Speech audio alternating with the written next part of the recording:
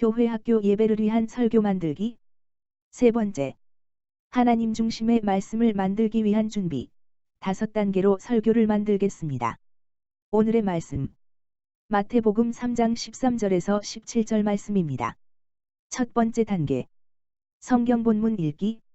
마태복음 3장 13절에서 17절 말씀을 3번에서 5번을 읽어주세요. 두 번째 단계. 성경 본문 내용 파악을 위해 본문 내용을 일어나는 사건 중심으로 단락을 나누어주세요. 저는 본문 말씀을 2단락으로 나눴습니다. 첫 번째 단락. 13절에서 15절까지. 갈릴리에서 요단강까지 오셔서 요한에게 세례를 받으심. 두 번째 단락. 16절에서 17절까지. 세례 후 하늘에서 성령님과 성부 하나님이 예수님을 증명하심. 성경 본문 내용 파악하기. 세례 요한에게 세례를 받으시기 위해서 갈릴리에서 요단강으로 오셨습니다. 세례 요한에게 세례를 받으신 후에 성령님이 임하시고 하늘에서 음성이 나서 예수님이 하나님의 아들이며 하나님이 기뻐하시는 자라고 증언하셨습니다. 세 번째 단계. 성경 본문 내용 분석 및 연구하기. 1. 첫 번째 단락. 마태복음 3장 13절에서 15절까지. 1. 예수님은 어디에서 무슨 목적으로 요한에게 오셨습니까? 13절. 갈릴리에서 요단강까지 요한에게 세례를 받으시려고 오셨습니다. 참고. 13절은 예수의 출발지가 갈릴리라는 사실을 보여준다. 그리고 예수가 갈릴리 나사렛 동네에 거주한 이래로 지금까지 줄곧 거기에서 거주해왔음을 암시한다. 한글개역 성경에는 번역되지 않았으나 요한에게로라는 의미는 예수께서 우연히 요단강에 이른 것이 아니라 요한을 만나기 위하여 그곳으로 갔음을 분명하게 보여주는 표현이다. 예수께서 요한에게 세례를 받으시려는 것은 그에게 무슨 죄가 있어서가 아니다. 예수님은 하나님의 아들로서 무죄하신 분이시다. 다만 그는 이제까지의 사적 생활을 끝내고 공생애를 계시하는 표적으로 하나님의 의를 이루기 위함이었다. 요한은 왜 예수님이 자신에게 세례 받으시는 것을 말렸습니까? 14절. 참고.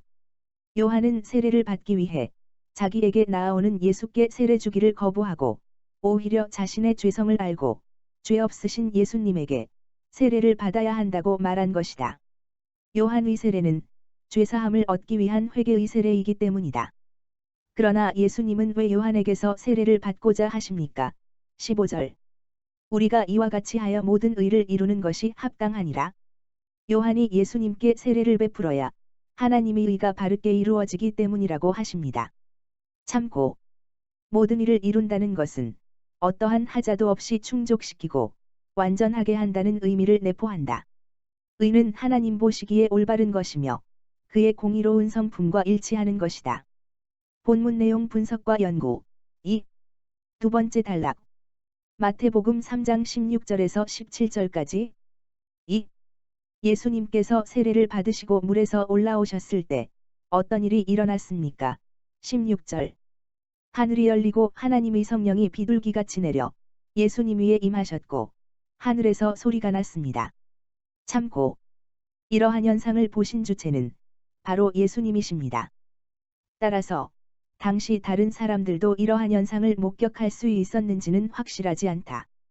그러나 분명한 것은 예수님의 눈에는 성령이 임하심이 분명히 눈에 보이는 형체로 목격되었으며 세례 요한도 이를 보았다는 것이다. 요한복음 1장 31절에서 34절 말씀. 3. 하늘로부터 나는 소리에서 예수님을 어떤 분으로 선포하셨습니까? 17절. 이는 내 사랑하는 아들이요 내 기뻐하는 자라 하셨습니다. 참고. 마가복음과 누가복음에는 하나님께서 예수님에게 직접 말씀하신 것으로 기록했으나 마태는 하나님이 예수를 가리키면서 그 주위 사람들에게 말씀하신 것으로 기록한 점이 다르다. 마태는 하나님의 음성을 예수뿐만 아니라 주위 사람들도 들었다고 간주함으로써 예수의 하나님의 아들 되심이 공생의 초기부터 사람들에게 증거되었다는 것을 나타내려 한 것으로 보인다. 성령님과 성부 하나님께서 성자 예수님을 증명하심으로 공생의 사역의 시작과 정당성을 확인해 주셨습니다. 네 번째 단계. 성경 본문 중심 주제 찾기. 생각해보기. 세례란 무엇인가요? 세례는 회개의 표시이다. 자신의 죄를 씻고 새 삶을 찾는다는 의미이다. 유대인들끼리는 세례를 베풀지 않았지만 이방인이 정식으로 유대교를 받아들이고자 할 경우에는 세례를 받아야 했습니다. 그런데 세례 요한은 유대 전통을 깨고 유대인들에게 회개하고 세례를 받으라고 했습니다. 세례는 자신의 죄를 회개하고 하나님 말씀대로 살겠다는 새로운 시작의 다짐이다. 새로운 삶에 대한 출발을 알리는 예식이라 할 수 있다. 생각해 보기. 예수님은 왜 세례를 받아야 하셨을까요? 반드시 요한에게 받아야 했을까요? 13절을 보면 예수님은 갈릴리에서 요단강까지 오신 목적이 요한에게 세례를 받으시기 위해 오셨다는 것을 말씀하고 있습니다. 그리고 15절 말씀을 보면 우리가 이와 같이 하여 모든 일을 이루는 것이 합당하니라. 요한이 예수님에게 세례를 베풀고 또 예수님은 요한에게 세례를 받는 것이 모든 의를 이루는 것에 포함되어 있다고 말씀하고 있습니다. 다시 이야기하면 예수님께서 요한에게 세례를 받는 것도 하나님의 모든 일을 이루는 것에 포함되어 있어서 예수님은 갈릴리에서 요단강까지와 요한에게 세례를 받았습니다. 우리가 이와 같이 하여 모든 일을 이루는 것이 합당하니라. 예수님이 요한의 세례를 받음으로 어떤 하나님의 의가 이루어지는 것일까? 여기에 대해서는 다음 두 가지 측면에서 생각해 볼 수 있습니다. 첫째, 세례 받으심은 그의 사생활을 끝내고 공생애를 시작하는 표적이었습니다. 즉 요한의 세례가 일반 사람들에게는 죄인된 과거를 청산하는 것을 상징하는 예식이므로 예수께서는 세례를 받으심으로 그의 이전까지의 사적 생활을 청산하고 구속사역을 수행할 메시아로서의 공적 생애가 시작되었음을 알리신 것입니다. 둘째, 예수의 세례 받으심은 하나님의 일을 온전히 이루기 위한 절차였습니다. 요한에게 세례받는 것이 하나님의 뜻이기 때문입니다.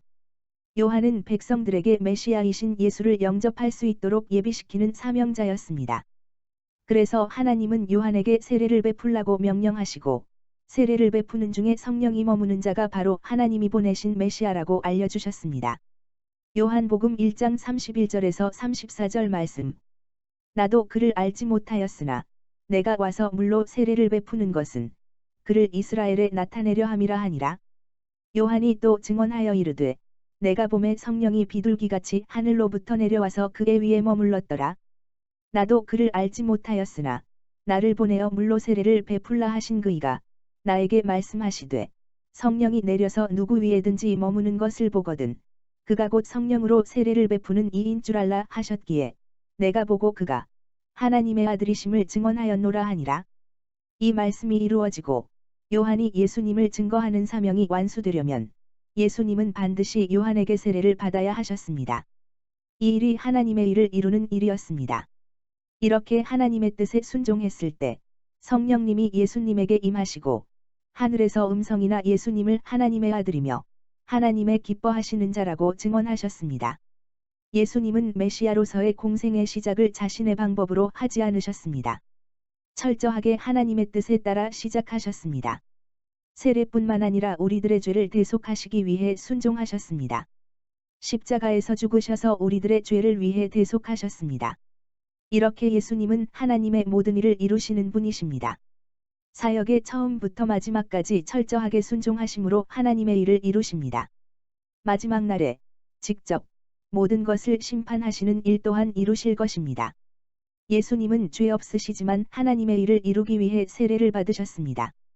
우리들도 하나님의 일을 이루기 위해 십자가에서 죽어주시고 3일 만에 부활하신 예수님을 영접하고 예수님이 주신 구원의 은혜를 누리며 하나님의 자녀로 이 땅에서 살아야 할 것입니다. 중심 주제. 모든 의를 이루시는 예수님. 다섯 번째 단계. 성경 본문 중심으로 설교 만들기는 다음 영상에 있습니다. 수고하셨습니다.